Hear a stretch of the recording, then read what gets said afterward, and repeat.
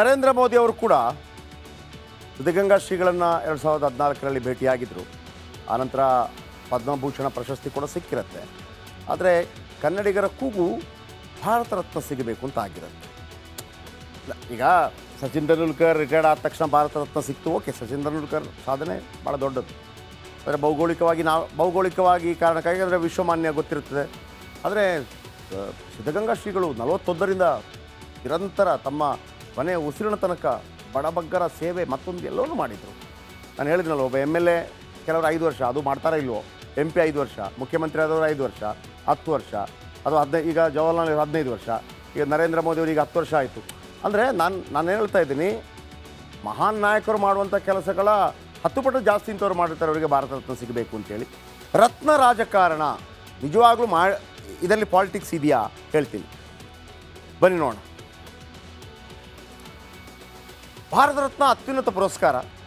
ಭಾರತ ರತ್ನಲ್ಲೂ ರಾಜಕೀಯ ಆಗ್ತಾ ಇದೆಯಾ?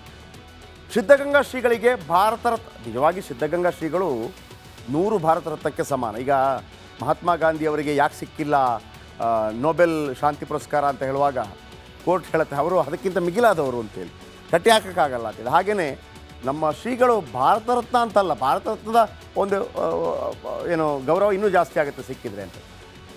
ಕಾಂಗ್ರೆಸ್ ಇವತ್ತು ಆರೋಪ ಮಾಡ್ತಾ ಇದೆ, ನೋಡಿ ಅದನ್ನು ಕೊಡಬೇಕಿತ್ತು ಅವರಿಗೆ ಕೂಡ ಅಂತೇಳಿ. ಈ ಹಿಂದೆ ಅಧಿಕಾರದಲ್ಲಿದ್ದಾಗ ಕಾಂಗ್ರೆಸ್ ಕೂಡ ಮೌನ ವಹಿಸಿತ್ತು, ಹಾಗಂತ ಬರೆದಿಲ್ಲ ಅಂತಲ್ಲ. 2004ರಲ್ಲಿ 2004ರಿಂದ 2014ರವರೆಗೂ ಮನಮೋಹನ್ ಸಿಂಗ್ ಪ್ರಧಾನಮಂತ್ರಿ ಆಗಿದ್ದರು. 2004ರಲ್ಲಿ ಶ್ರೀಗಳಿಗೆ 96 ವರ್ಷ ವಯಸ್ಸು, ಮನಮೋಹನ್ ಸಿಂಗ್ ಇದ್ದರು. 2008ರಲ್ಲಿ ಇವರಿಗೆ 100 ವರ್ಷ ಜನ್ಮ ಶತಮಾನೋತ್ಸವ, 2008. ಆಗಲೂ ಮನಮೋಹನ್ ಸಿಂಗ್ ಅವರಿದ್ದರು, ಆಗಲೂ ಕೊಡ್ಬೋದಿತ್ತು. ಅಂದರೆ ನಾವು ಕಾಂಗ್ರೆಸ್ BJP ಅಂತ ಆರೋಪ ಮಾಡ್ತಾ ಇರೋದಲ್ಲ, ನೀವು ಯಾರು ಇಂಥ ಪ್ರಯತ್ನಗಳನ್ನು ಮಾಡಿಲ್ಲ ಅಂತ. ಆ ಸಮಯದಲ್ಲಿ ಅಧಿಕಾರದಲ್ಲಿದ್ದದ್ದು ಮನಮೋಹನ್ ಸಿಂಗ್, ಆಗ ಕೊಡಿಸ್ಬೋದಿತ್ತು. ಆಮೇಲೆ 2014ರಲ್ಲಿ ಶ್ರೀಗಳಿಗೆ 104 ಆಗುತ್ತೆ, ಆಗಲೂ ಕಾಂಗ್ರೆಸ್ ಅಧಿಕಾರ ಇತ್ತು, ಅವಕಾಶ ಇತ್ತು.